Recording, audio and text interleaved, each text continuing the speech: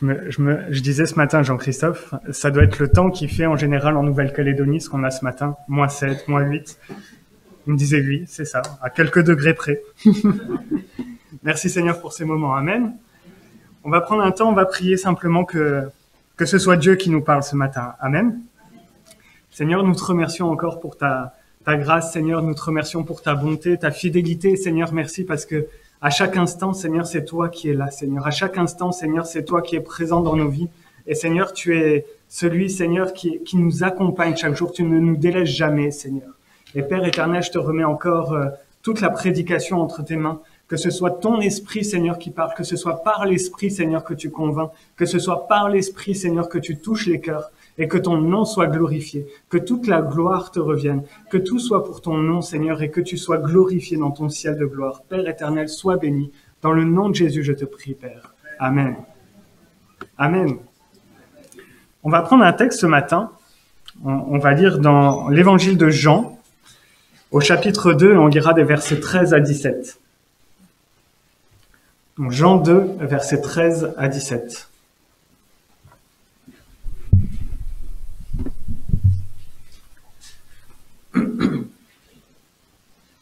La Pâque des Juifs était proche et Jésus monta à Jérusalem. Il trouva dans le temple les vendeurs de bœufs, de brebis et de pigeons et les changeurs assis. Ayant fait un fouet avec les cordes, il les chassa tous du temple, ainsi que les brebis et les bœufs. Il dispersa la monnaie des changeurs et renversa les tables. Et il dit aux vendeurs de pigeons, « ôtez cela d'ici, ne faites pas de la maison de mon père une maison de trafic. » Ses disciples se souvinrent qu'il est écrit « Le zèle de ta maison me dévore. » Amen. C'est un très beau texte qui a été sujet à beaucoup d'interprétations et qui a mis beaucoup de questions dans les églises. Des fois, pour ne pas vendre certaines choses dans des églises, on disait « Non, mais la maison de Dieu n'est pas une maison de trafic, nous n'allons pas vendre de biscuits dans l'église. » Ça existait. Mais gloire à Dieu, pas ici. Mais j'aimerais qu'on puisse un petit peu s'attarder sur les marchands du temple, qu'on puisse discuter un petit peu de ce que dit le texte et de ce que, quelque part, ce texte a à nous dire ce matin, à nous parler, parce que nous ne sommes pas des marchands dans un temple, nous ne sommes pas des vendeurs, mais pourtant ce texte vient nous parler. Et ce texte nous dit quelque chose de vraiment particulier. Amen. C'est toujours bien aussi de voir que dans les hommes de la loi qui régissaient le temple, et qui connaissaient le livre sur le bout des doigts, aucun de ceux-là n'a vu quelque part venir que la maison de Dieu était devenue une maison de trafic, alors que dans le livre de Zacharie, au chapitre 14, on peut lire au verset 21 que la maison de Dieu était devenue une maison de trafic. Et aucun de ces hommes n'avait pu voir cela arriver alors que ça se passait sous leurs yeux. C'est toujours impressionnant de voir que des fois on voit des choses, mais on n'arrive pas à dire que ces choses ne sont pas bonnes. Alors que clairement le texte, la Bible en parle. Revenons sur Jean 2. La première étape, quelque part, c'est de pouvoir se concentrer sur qui sont ces marchands, n'est-ce pas ? On voit des marchands, la Bible nous dit qu'il y a des vendeurs et des changeurs. Mais qui sont-ils ? Et on ne sait pas vraiment à quel groupe ils appartiennent, si c'est des pharisiens, on ne sait pas vraiment toutes ces choses. Mais ce qu'on sait, c'est qu'à cette époque, le temple à Jérusalem, il est tenu quelque part. Tout se passe selon leur accord, selon ce qu'eux disent. C'est les pharisiens qui tiennent le temple. C'est-à-dire que rien ne se passe dans le temple sans que les pharisiens disent « Oui, nous sommes d'accord ». C'est eux qui tiennent les rênes, on va dire. C'est eux qui dirigent, c'est eux qui ont leur mot à dire et rien ne se passe sans leur accord et rien ne se passe sans que les marchands, enfin les vendeurs et les changeurs, n'aient quelque part à rendre des comptes aux pharisiens. Rien ne se passe sans que cela arrive. Et tout ce qui se passe dans cette scène, on pourrait dire « Oui, mais les pharisiens n'étaient pas au courant ». Si, les gens du temple étaient au courant de ce qui se passait, qu'il y avait du change, qu'il y avait ce marché, que tout cela se passait. Et j'aimerais qu'on puisse regarder qu'est-ce qui se passe aussi à ce moment-là, parce qu'on peut se dire que c'est des marchands de bœufs et des gens qui font du change. À cette époque, à Jérusalem, on est à une époque vraiment particulière et Jérusalem est un lieu de pèlerinage. Jérusalem, c'est un lieu pour les Juifs C'est un lieu où il faut aller pour les fêtes de l'Éternel. Ce n'est pas seulement un lieu comme les autres, c'est un lieu particulier pour eux. Ils sont dispersés dans l'Empire romain, il y en a partout, ils sont en Italie, un très beau pays, ils sont en Espagne, ils sont en Gaule, pas en France encore, ils sont partout. Et ils font un pèlerinage pour venir à Jérusalem. Ils font un pèlerinage pour venir à Jérusalem. Ils ont été dispersés de partout et ils font pèlerinage pour obéir à Dieu, pour quelque part faire les fêtes de l'Éternel. Pour quelque part venir soit pour chercher de la réconciliation, pour chercher de la repentance, tout simplement parce que certains étaient vraiment fervents, ils croyaient en Dieu et ils voulaient lui rendre un culte agréable. Ils venaient à Jérusalem et ces gens-là faisaient pèlerinage pour cela. Et lorsqu'ils venaient à Jérusalem, ils allaient au temple. Et ils n'allaient pas au temple pour dire... ils ne pouvaient pas le faire, mais ils n'allaient pas prendre seulement un selfie. Mais ils allaient quelque part au temple pour offrir un sacrifice. À l'époque, c'est ce qui se faisait. Lorsque vous alliez au temple, vous offriez un sacrifice. Toutes sortes de sacrifices étaient à offrir, mais il y avait vraiment cette notion, on y va, on va offrir un sacrifice. Et quelque part, le problème, il est là. Le problème, c'est le mot sacrifice. Ils allaient faire des sacrifices. Et pour les marchands, c'était devenu une occasion. C'était devenu une occasion assez particulière. Vous remarquez que, comme je vous ai dit, dans ces marchands, il y a deux genres de marchands. Il y a ceux qui vendent des bœufs, du bétail, on va dire, du menu et du grand bétail, et il y a les changeurs. Il y a deux types de marchands à ce moment-là. Le rôle des premiers était de pourvoir au sacrifice. C'est-à-dire que, imaginez, vous faites un long trajet à pied, à peu près Thionville, Jérusalem, à pied. Ça fait pas mal de route. Vous faites ce pèlerinage, vous y allez, peut-être, pour certains, vous n'allez pas vous encombrer d'un bœuf ou d'une brebis pour y aller. Ou peut-être qu'en route, vous l'aurez mangé. Mais ça, c'est encore autre chose. Mais il fallait qu'il y ait des gens pour pouvoir pourvoir au sacrifice, parce que certains arrivaient de leur pèlerinage, de leur trajet, et ils n'avaient rien à offrir. Alors ils étaient là, quelque part, pour leur vendre un animal à sacrifier. Donc ils étaient là, ça partait d'une bonne intention, permettant aux gens qui ne pouvaient pas venir avec un animal à sacrifier, ils leur pourvoyaient cet animal. Moyennant somme d'argent, ils pouvaient avoir cet animal.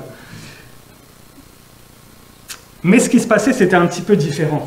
Ce que je vous disais, c'est la partie gentille. Ce qui se passait était un peu différent. La plupart des Juifs étaient des Juifs fervents. Et ils venaient quand même, ils faisaient leur trajet quand même avec au moins un agneau ou quelque chose. Et ce qui se passait lorsqu'ils arrivaient au temple, lorsqu'ils arrivaient au parvis du temple, prêts à sacrifier leur animal, ce qui se passait, c'est que ces marchands leur disaient « Non, ton animal, il n'est pas si bien que ça au final. Ton animal, il n'est pas très très beau, il n'a pas l'air parfait, ça n'a pas l'air d'être le premier-né, donc tu ne l'offriras pas dans ce temple. » Donc, ce qu'il leur proposait, c'était « Tu vas me donner ton agneau, et moi je vais t'en donner un qui est meilleur. » Moyennant finance. C'est pour ça qu'on disait que c'était des marchands. Parce que moyennant finance, ils vendaient à tout le monde quelque chose. Et tout le monde devait passer par là. C'est-à-dire que les vendeurs n'étaient pas seulement là pour ceux qui avaient peut-être besoin d'acheter un animal, mais ils étaient là quelque part pour prendre de l'argent à tout le monde. Ils étaient là quelque part pour bénéficier des sacrifices pour eux. Le sacrifice ne leur était pas dirigé, mais le fait d'offrir un sacrifice leur rapportait quelque chose à eux. Pour avoir la brebis, la vôtre n'était pas assez bonne, vous payez pour en avoir une meilleure. Et même pour le sacrifice du pauvre, on peut voir que les vendeurs étaient des vendeurs de bœufs, de brebis et de pigeons. Même pour le sacrifice du pauvre, le pigeon, celui-là même, il le vendait. Donc tout était devenu quelque part un business.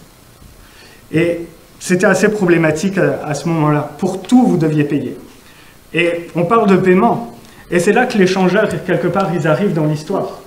Les changeurs, ils ne sont pas là pour rien, parce que c'est un empire qui est vaste, avec une monnaie particulière. Et dans le temple, la monnaie romaine n'était pas acceptée. Donc il fallait changer votre monnaie. Et c'est là que l'échangeur était, et c'est pour ça que l'échangeur était là. Vous allez comprendre pourquoi je vous dis tout ça après. Mais les changeurs, ils étaient là pour ça. Parce que les changeurs, ils leur disaient, on ne veut pas de ton argent romain pour payer les sacrifices, alors on va prendre ton argent romain et on va te donner telle monnaie pour que tu puisses payer ton sacrifice. Mais on ne va pas te donner ta monnaie gratuitement, tu vas payer une commission sur cela. Et du coup, c'était un véritable bureau de change dans le temple. Il y avait un bureau de change où quelque part, vous pouviez transformer vos euros en dollars, etc. Et c'est exactement ce qui se passait. Vous allez dans un bureau de change, c'est exactement ce qui se passait à ce moment-là. Sauf que le problème, c'est que la monnaie était changée, on prenait l'argent des gens pour leur permettre d'offrir un sacrifice avec lequel ils venaient peut-être volontairement, un sacrifice avec lequel, des fois, ils avaient tout simplement pas d'argent, ils voulaient offrir un sacrifice juste pour être reconnaissants envers l'Éternel, et ils ne pouvaient pas le faire. La porte du sacrifice, elle leur était fermée pour la plupart. Et c'est là que ça devient problématique. Des hommes et des femmes viennent faire un sacrifice pour offrir à Dieu, pour marquer à Dieu, nous voulons nous repentir de nos péchés. Quelques-uns venaient pour offrir un sacrifice, pour se réconcilier avec Dieu. D'autres venaient pour faire action de grâce. Et c'est là que ça devient problématique. C'est que ces marchands du temple, ils ont rendu l'accès à la présence de Dieu, ils ont rendu l'accès à la repentance, ils l'ont rendu difficile. D'une manière symbolique peut-être, mais ils ont rendu difficile l'accès à Dieu. L'accès à Dieu était devenu difficile à ce moment-là. Parce que si vous saviez que vous alliez au temple offrir un sacrifice, la charge était coûteuse. Ça devenait lourd. Et maintenant, quand on voit ces choses-là, on voit qui étaient les vendeurs, les changeurs et ce qu'ils faisaient, on peut comprendre pourquoi Jésus, dans le temple, quelque part, on voit au verset 17, « Le zèle de ma maison te dévore », et on comprend pourquoi Jésus il les a chassés, pourquoi il a renversé les tables et pourquoi il a arrêté tout ce trafic. On peut comprendre pourquoi. Parce que ce n'était pas juste, ils vendaient des choses dans le temple, ou ils vendaient des choses à ce moment-là. Non, ils extorquaient des gens parce que des gens voulaient venir à Dieu. Ils avaient rendu l'évangile... Je vais trop vite. Ils avaient rendu la présence de Dieu, ils avaient rendu le pardon et la réconciliation difficiles d'accès. Et c'est pour ça que Jésus, quelque part, se met en colère. Certains ont dit « Jésus était violent ». Et ce texte le montre. Jésus n'était pas violent. Jésus avait un zèle pour que les gens puissent venir librement envers lui. Ici, il y a une opposition claire entre deux mondes. Il y a les marchands d'un côté et Jésus de l'autre. Il y a les marchands avec les pharisiens, quelque part, d'un côté, qui défendent une certaine valeur et un monde, et il y a Jésus qui vient apporter quelque chose de nouveau. Amen. Et je voudrais qu'on s'attache sur ce que Jésus va faire, ce que Jésus a fait, ce que notre Seigneur fait à ce moment-là. Jésus vient rendre la présence de Dieu accessible à nouveau. C'est symbolique. Jean n'écrit pas pour rien ce passage-là. Jean a un but. Jean décrit que la présence de Dieu va être accessible maintenant. Que la présence de Dieu, elle est gratuite et elle est offerte à tous. Amen.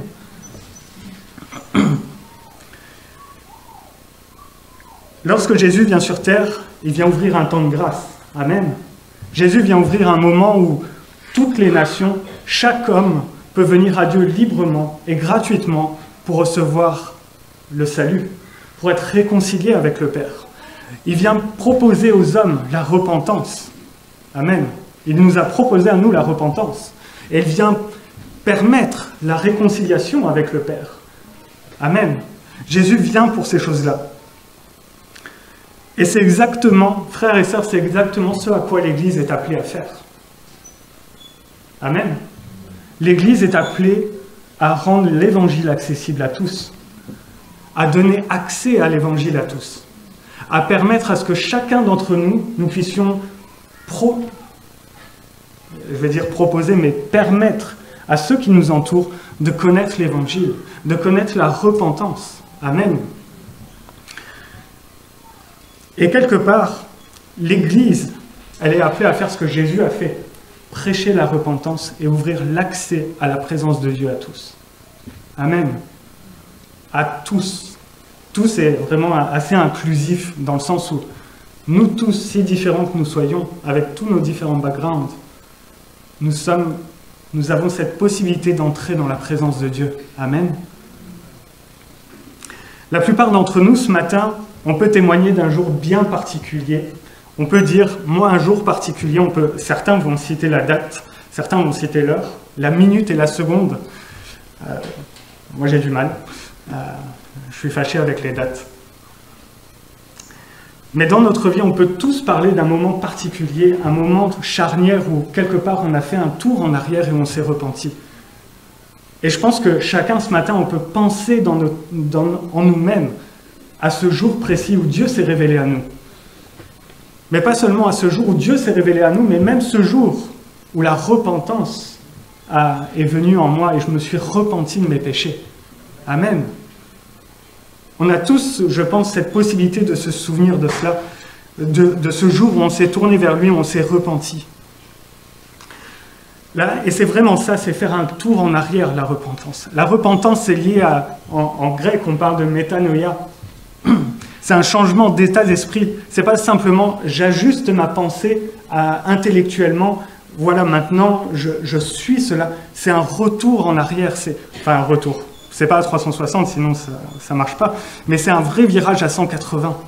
Un changement de vie.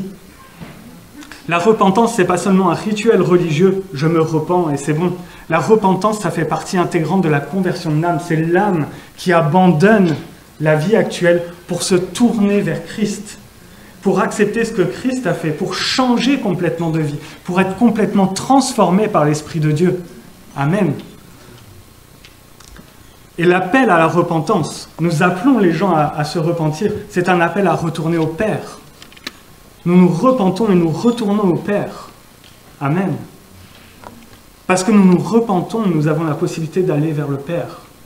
Parce que le Père garde les bras ouverts lorsque nous nous repentons. Amen.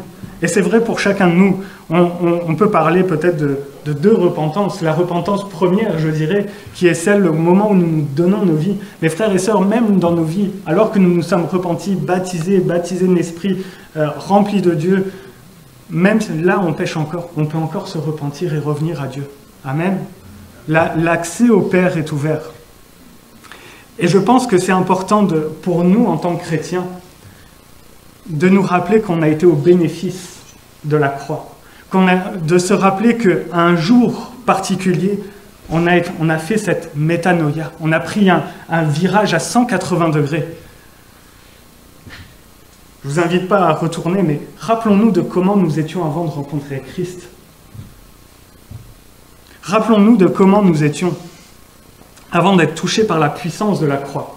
Avant que la croix elle vienne percuter nos vies et transformer nos vies, je pense que c'est important, non pas de se rappeler de nos péchés, mais de se rappeler de comment nous étions. Parce que ça nous aide à mieux accepter des fois ceux qui viennent dans l'Église qui sont pécheurs. Amen.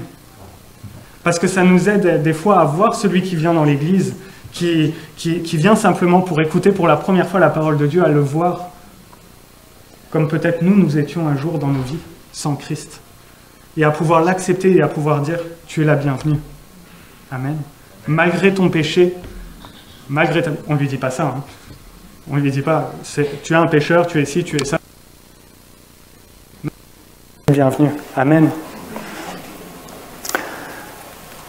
Le rôle de l'Église, c'est de pouvoir proclamer cette repentance à tous ceux qui nous entourent. Amen.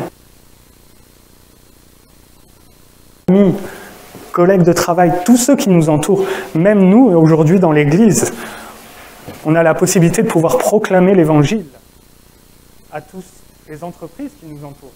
Amen. On est dans un lieu où on peut proclamer l'Évangile. Et c'est notre rôle en tant qu'Église de proclamer Christ qui est mort à la croix pour chacun. Que Christ a pour chacun de ceux qui nous entourent, Christ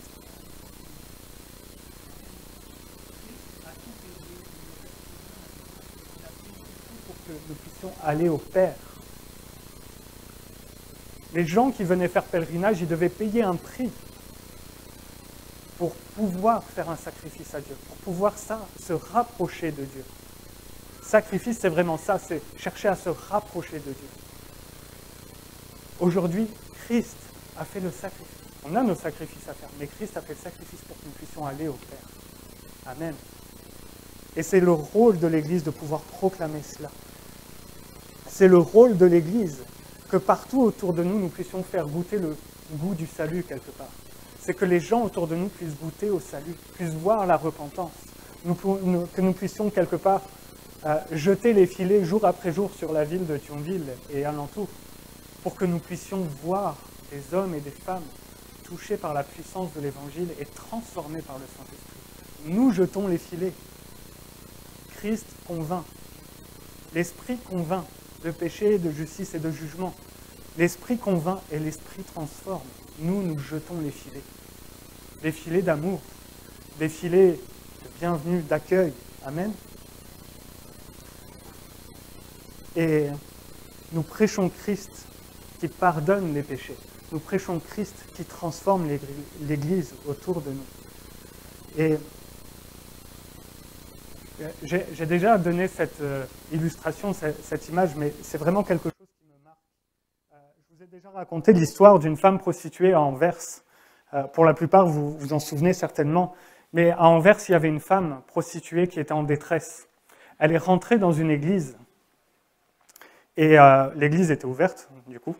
Et il y avait une réunion en cours, et c'était la prédication à ce moment-là. Et cette femme, elle rentre dans l'église. C'est une prostituée. Et elle est habillée telle qu'une prostituée. Et alors qu'elle rentre dans l'église, elle entend l'évangile. Une femme dans l'église se lève et lui dit « Madame, d'abord vous vous habillez bien, après vous revenez. » Je ne juge pas cette femme, mais quelque part elle a été un petit peu comme les marchands du temple. Elle a rendu l'accès à l'évangile difficile. Frères et sœurs, cette femme, comme je l'avais dit, elle s'est suicidée le lendemain. Parce que même dans l'église, elle n'a pas trouvé d'accueil. Dans l'église, elle n'a pas trouvé d'accès. Dans l'église, l'évangile était devenu difficile à atteindre. Ne soyons pas une église qui rend l'évangile difficile.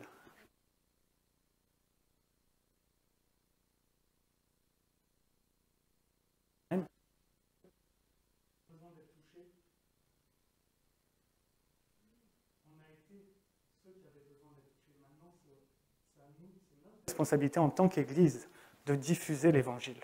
Amen. C'est pour ça que je disais c'est important de se rappeler de qui nous étions avant, parce que ça nous donne quelque part un petit cœur pour pouvoir aller vers les autres du dehors. Amen. Nos comportements, nos manières d'agir des fois peuvent avoir le même effet que les marchands du temple. Nos façons de faire peuvent avoir des fois le même effet. À partir du moment où on met un standard humain au salut et à la repentance, on fait un peu comme les marchands du temple. On met un prix quelque part à la repentance. Mais le prix, les personnes le donnent en donnant leur vie à Christ. C'est le seul prix qu'ils ont besoin. Après, c'est Christ qui fait son œuvre. Ne restreignons pas l'accès à l'Évangile, mais vraiment qu'on puisse laisser l'Évangile toucher les gens. Amen. Les personnes, quand elles rentrent dans l'Église, on doit se sentir accueillis, aimés, malgré tout ce que nous pouvons, tout ce que la personne peut être, le péché qu'elle peut avoir, la vie qu'elle peut avoir. Aimons les personnes qui viennent, qu'elles puissent entendre l'Évangile, pas seulement lors de la prédication, mais même lorsque nous parlons avec eux, même lorsque nous les accueillons, même juste en disant bonjour, même juste en souriant. Je me rappelle d'un professeur, il nous disait toujours, il y en a, ils n'ont pas le ministère de la prédication, mais ils ont le ministère du sourire. Mais le sourire, ça fait du bien. Quand vous êtes dans la difficulté toute la journée, toute la semaine, et que vous allez à l'église et que vous voyez quelqu'un qui vous sourit et qui vous dit simplement « Sois béni », c'est ça accueillir aussi. Et c'est ça aussi aimer les gens qui viennent dans l'église. Amen. Et frères et sœurs, soyons prêts à recevoir. Soyons prêts à recevoir les gens. Soyons prêts à recevoir des âmes. Soyons prêts à recevoir des gens qui sont en détresse. Soyons prêts à recevoir des gens, des hommes et des femmes, des enfants qui ont subi des traumatismes et qui ont besoin de l'Église parce que l'Église est un lieu de guérison. Amen. L'Église est un lieu de guérison. L'Église n'est pas un lieu où nous sommes, j'ai pas mis la cravate, mais où nous avons le costume et la cravate et nous sommes les gens bien, nous sommes saints. L'Église est un lieu où les gens viennent pour recevoir la guérison de l'âme et la guérison du corps. Et Dieu agit de la sorte. Amen. La repentance est ce que nous proclamons. On prêche la repentance. Amen. Et nous proclamons la repentance. La deuxième chose que des hommes et des femmes venaient à Jérusalem pour, c'était aussi la réconciliation. Et des hommes et des femmes viennent chercher la réconciliation. La repentance et la réconciliation, c'est légèrement différent. Je me repens, j'ai la réconciliation. La réconciliation est l'effet de la repentance. Quand je me repens, j'ai la réconciliation avec le Père. Amen. La repentance, c'est la reconnaissance quelque part de mon péché, mon désir de changer de vie. La réconciliation, c'est ce qui en découle. Parce que je me repens, je suis réconcilié avec le Père. C'est ce qui découle du pardon. Et parce que nous sommes repentis, alors maintenant, nous nous repentons, nous avons la réconciliation, nous pouvons aller auprès du Père. Amen. Et à travers Jésus, le chemin est ouvert. Amen. À travers Jésus, le chemin est ouvert. Alors nous, l'Église, on est un témoignage vivant que nous sommes réconciliés avec le Père. Amen. Je prie et j'espère que chacun d'entre nous ici, on est réconcilié avec le Père et que nous puissions profiter, dans le bon sens du terme, de la présence de Dieu. Que nous puissions être au bénéfice de sa présence, être au bénéfice de sa paix, de sa joie. Parce que je suis réconcilié, maintenant je suis en paix. Amen. Parce que la paix de Dieu est dans mon cœur. Nous sommes réconciliés avec le Père, on vit dans sa grâce. On était en guerre avec Dieu, mais maintenant on est réconciliés avec Dieu parce que nous nous repentons. Je suis réconcilié avec le Père. Amen. On est adoptés, maintenant nous sommes fils et filles, parce que je suis réconcilié avec le Père. Nous tous qui étions pécheurs, qui étions loin, en guerre avec Dieu, on a fait la guerre à Dieu dans notre passé. Avant de reconnaître Christ, quelque part on faisait la guerre à Dieu. Et maintenant Dieu nous appelle fils et filles. Amen. Nous sommes réconciliés, nous sommes transformés. Amen. La réconciliation. Nous venons chercher la réconciliation. L'Église est un lieu de repentance. L'Église est un lieu où nous proclamons la repentance pour ceux qui nous entourent et nous proclamons la réconciliation. Les hommes et les femmes qui se repentent ne se repentent pas pour rien. Des hommes et des femmes se repentent et maintenant elles sont réconciliées auprès du Père. Maintenant elles sont sauvées. Maintenant elles ont une vie nouvelle. Maintenant leur vie est transformée. Parce que la réconciliation est là. Parce qu'à un moment, ils se sont repentis. Frères et sœurs, c'est ce que nous proclamons. On ne vient pas amener un standard aux gens. Ce que je dis, ça a touché l'Église romaine. Quand je dis romaine, c'est l'Église catholique. Mais l'Église romaine, c'est ce qu'elle a fait.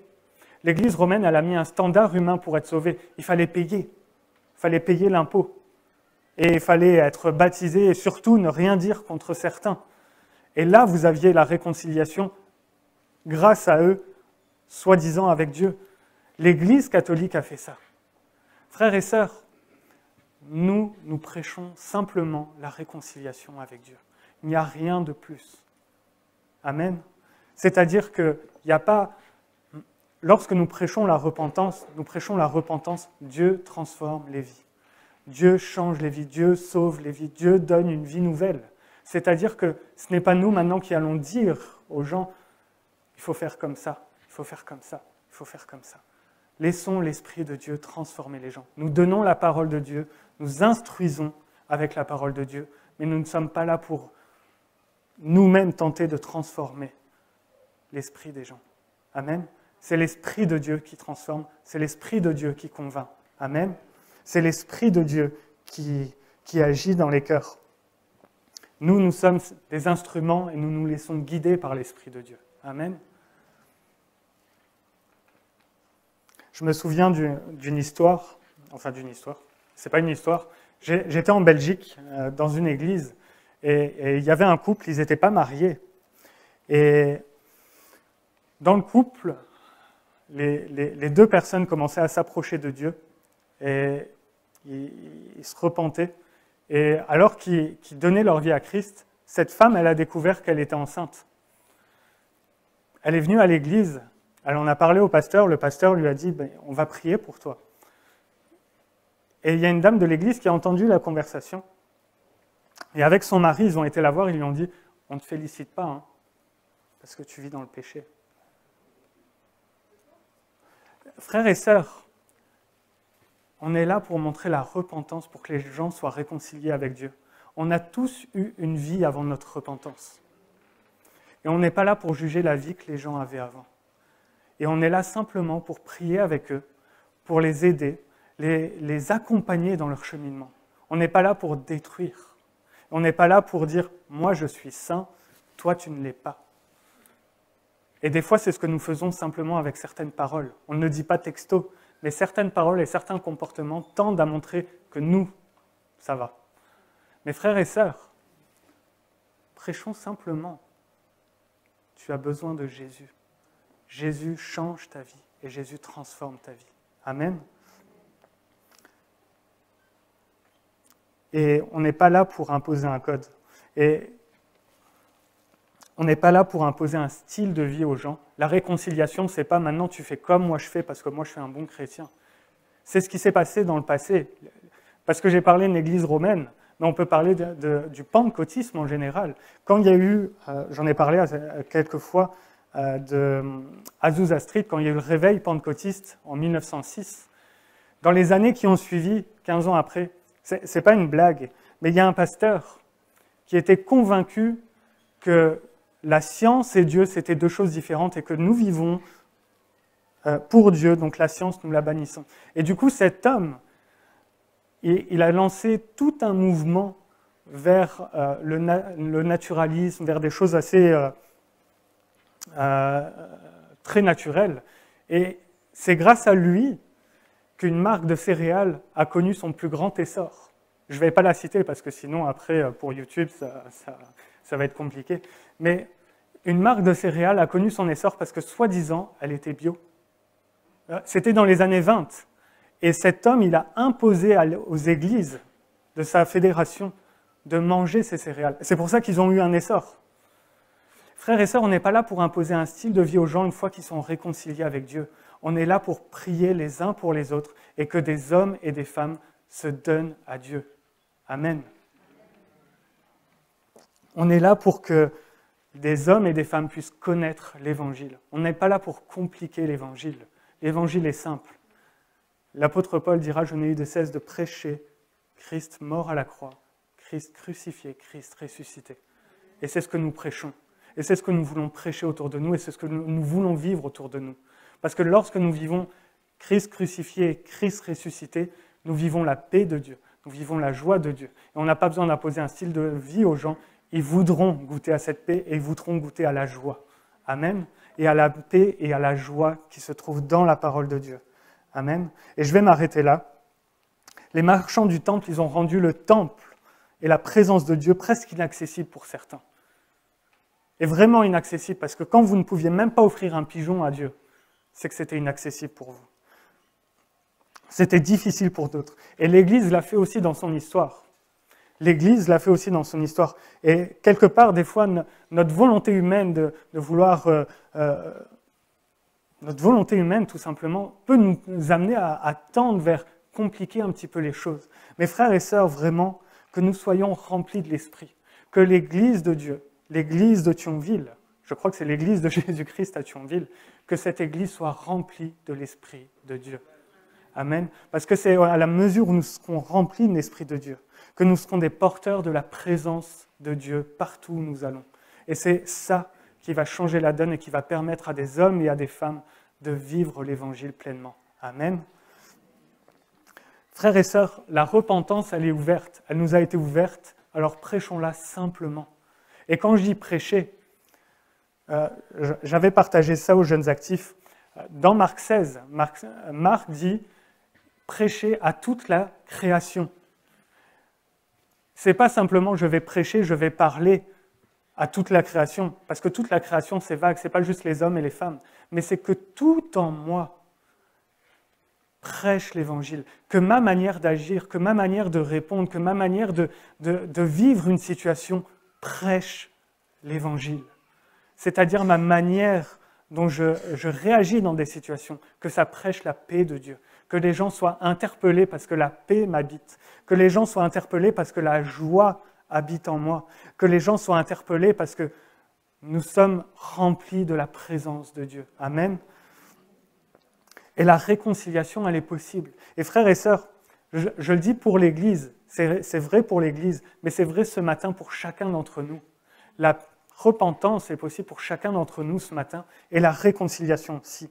Et l'Église, elle doit être porteuse de cela, et avenante comme Christ a été. Christ a été vers les autres, l'Église doit aller vers les autres. Christ a porté un message d'espoir, l'Église doit porter l'espoir dans ce monde. Amen. Et que vraiment nous soyons cette Église qui porte de l'espoir. Amen. Que son nom soit béni. Seigneur, je veux te remercier encore pour ta grâce, pour ta paix, Seigneur, pour ta fidélité. Merci, Seigneur, pour qui tu es. Merci, mon Dieu, Seigneur, pour ta parole. Merci, Seigneur, parce que tu t'es fait connaître à nous, Seigneur, et nous avons été au bénéfice, Seigneur, de ta parole. Seigneur, nous avons été à ton bénéfice, de ta présence. Et Seigneur, tu t'es révélé à nous, Seigneur, à chacun de nous, Seigneur. Et Père éternel, je te remercie parce que je te connais, Seigneur, et parce que, Seigneur, ensemble, nous pouvons dire, nous apprenons à te connaître de plus en plus, Seigneur. Père éternel, que tu puisses nous remplir de ton esprit. Père éternel, que tu puisses nous remplir de toi. Et que nous puissions, Seigneur, proclamer ta parole, Seigneur, avec joie et avec ton esprit. Père éternel, que ton nom soit béni et que ton nom soit glorifié. Dans le nom de Jésus, Seigneur. Amen.